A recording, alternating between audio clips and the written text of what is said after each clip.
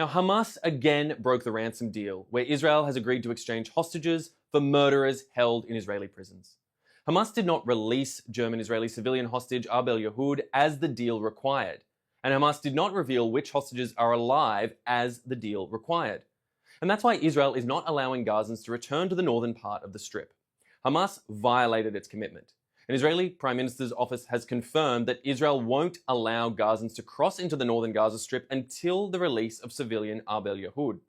Israel did, however, let go 200 terrorists, half of which were serving life sentences for murder. 114 terrorists were released to the West Bank, 16 terrorists were released to the Gaza Strip, and another 70 terrorists were released into Egypt. And Israel's military said it is determined to bring home Abel Yehud as well as Shiri Bibas and her two young children, Kfir and Ariel. So when you see Gazans being turned back from northern Gaza, remember this. Hamas is again playing games to retain power at the expense of civilians. Abel and the Bibas family are still in Hamas terror dungeons, and we still don't even know who is alive. Israel made a deal with the devil, and the devil, frankly, is not keeping up its side of the bargain. Are you surprised? Turning stateside now, and US President Donald Trump has said that Arab states should let millions of Gazans enter their countries. Trump said Gazans could maybe live in peace for a change if Egypt and Jordan built them housing. And he wants Egypt and Jordan to let Gazans escape Hamas's Gaza. Trump suggested a plan to, in his words, just clean out the Gaza Strip. This is the big picture. Hamas exists for the sake of waging war on Israel until Israel is destroyed. There will be war in Gaza as long as Hamas has power in Gaza, and Hamas's strategy is to make war on Israeli people from behind Gazans. We know Hamas fights from hospitals and schools and hides hostages in UN shelters. And Hamas thinks it wins when Gazan civilians die. Organizations like UNRWA help Hamas to control Gazans, and countries like Egypt, which isn't letting Gazans cross its border with Gaza, help Hamas control Gazans. So if you care about Gazans and you want to end the war, you should be calling for a government in Gaza that makes peace with Israel. Right now, Gaza has a government that wants war. All right, let's take some questions from our audience watching live on social media. Thank you, Asher. The most common question I'm seeing right now is from Lebanon. There's a lot of breaking news out of Lebanon, reports that more than 10 people were killed in southern Lebanon, clashes between the IDF and the Lebanese army perhaps, civilians involved. What are you hearing so far, and what can you tell us about Lebanon? All right, thank you so much for this question. And frankly, I will say at the start, this is a fast developing story, and I am waiting here live for updates. But here is what I know for the time being and what information and context I can provide. On November 27th, 2024, the governments of Israel and Lebanon agreed to a 60-day ceasefire. Really, it was with Hezbollah, but for the moment, we will say it was between Israel and Lebanon. Now, the Israeli military was meant to withdraw from southern Lebanon, and the Lebanese military was meant to deploy into southern Lebanon and to disarm Hezbollah. But we're now 60 days after that 60-day ceasefire came into effect, and yet Hezbollah remains armed and in control of southern Lebanon. That's a violation of the ceasefire. Hezbollah cannot be armed. Hezbollah must disarm, and the Lebanese army has not deployed in southern Lebanon in a manner sufficient to prevent Hezbollah from operating in this region. So that's why the Israeli military is still there in southern Lebanon. And even the Trump administration has called on Israel to stay in southern Lebanon past this 60-day deadline, with a White House spokesman saying a ceasefire extension was needed to support Lebanon's new president and ensure the return of Israelis who had previously fled the country's north and are only just now trying to come back to their lives and homes in that area. As for what's happening now, well, Hezbollah wants to retake southern Lebanon, it wants the IDF to leave, and it wants to rebuild its own military bases in the region. Hezbollah has sent civilians marching with Hezbollah flags into areas of southern Lebanon that are Israeli closed military zones. Closed because Israel is not going to allow Hezbollah to regroup in these regions. There are reports that the IDF opened fire, but the IDF has not yet commented, and that is all the information I can give on that part. But the bottom line is that the Lebanese government must take responsibility for all of Lebanon and make peace with Israel. We need peace, not a temporary ceasefire deal. Our next question is from Instagram Stories. What do you make of the reports that President Trump has released the hold on a shipment of 2,000-pound bombs?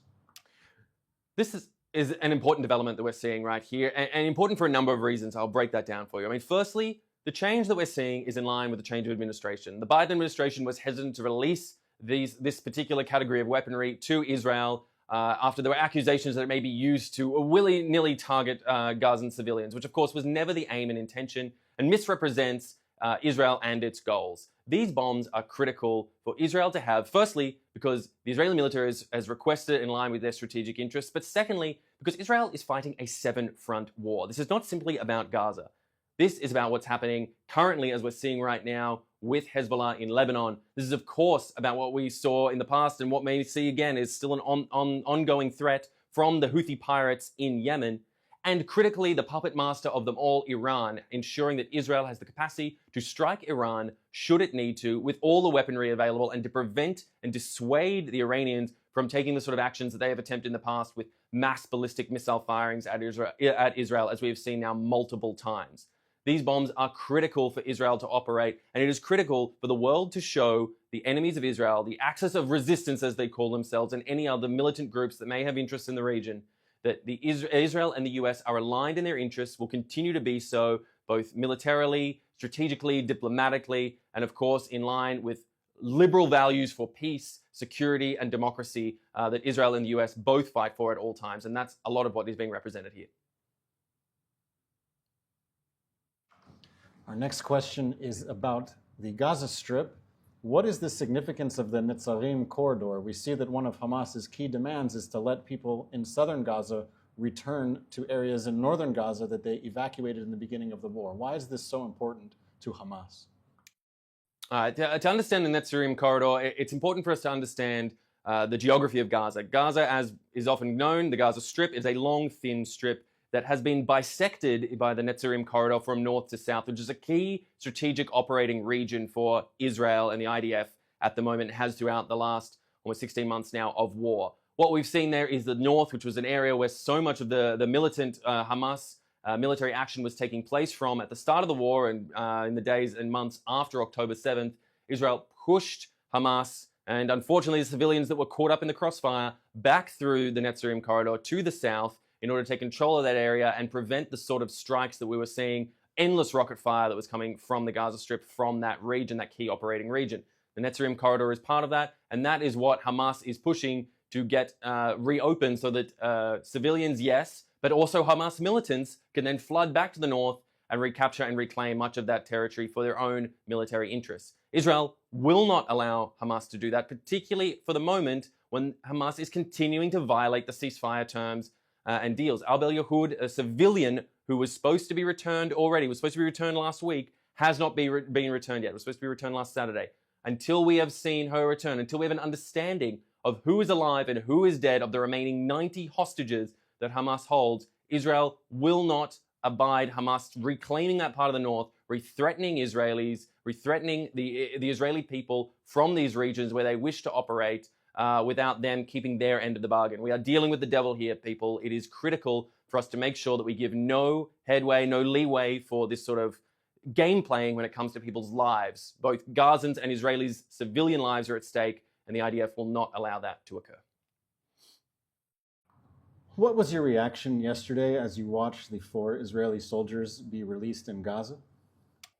That's an important question, and I thank you for asking. I mean, frankly, barely had time to take a breath. I personally spent all of yesterday ensuring that our Israeli citizen spokespeople were out there speaking across the globe in global media and ensuring that the message that we're putting forth here, the many messages we're putting forth here of the need to return hostages back from Gaza, the need to move from a ceasefire deal to a sustainable peace that ensures that Hamas is not in power and are disarmed, and of course a similar situation for Hezbollah in the north of the country, that we see some sort of stability return to this region that has seen nothing but tumult since October 7th when Hamas perpetrated their heinous atrocities. I mean, that's all I was thinking about yesterday. That's all I was doing. Such joy in my heart to see the return of the 4 women we had returned yesterday, but still so much sadness, so much heaviness for the 90 that still remain in captivity. And we must never forget that. These hostages are still there waiting for us to bring them back home and for Hamas to let them go. So it is so critical that we keep them in our heart, even as we bring joy and happiness of seeing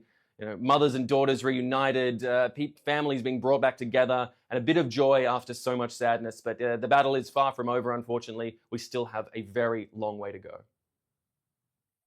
Our final question today is from Instagram. What do you expect to see during the next hostage release as it happens next week? Will we see the same scenes or might it look like something different? You know, it's an important question. All I can say from my own perspective, again, having seen the last two hostage releases over the last 2 weeks, we've gone from fast to full-blown circus when it comes to Hamas's actions. We've seen armed Hamas gunmen standing on top of Red Cross vehicles, waving guns, waving AK-47s at hostages and Red Cross workers alike. We saw this farcical show of a sort of six-stage performance on Saturday when the 4 women were dressed up in these fake IDF uniforms, given lanyards and something that represented credentials as if this was some sort of official handover, and it wasn't in fact a sick, militant group trying to present that they have some modicum of power and control in this region at the expense of so many Gazan deaths and, of course, so many Israeli civilian deaths as well. You know, will this escalate even further next week? Who's to say? It seems that Hamas is on a trend of trying to present that they have some sort of power and credibility still. But it is important for us to all watch very closely what's happening there, for Israelis and the rest of the world to understand that Hamas hasn't been entirely destroyed. They most certainly haven't disarmed, and that if left to their own devices, they will regroup, regain, rebuild, redevelop, and we could be back in this same situation sooner than any of us hope. Hamas must be defeated in its entirety if we were to have any sort of peace and security for this region. All right, well, that is all we have time for. Thank you so much for tuning in. Of course, we'll be back tomorrow at 3 p.m. Israel time and 8 a.m. on the East Coast. And also, just to let everybody know, today at 5:30 p.m., we're going live on an X Space with Elon Levy, Daniel Rubenstein, and potentially others from our spokesperson team. We'll be talking all the latest updates. They'll be able to give you everything that I wasn't able to cover here today in an extensive conversation there on X Space. So please do make sure you tune in. But in the meantime, I've been Westropp-Evans. Thanks for watching.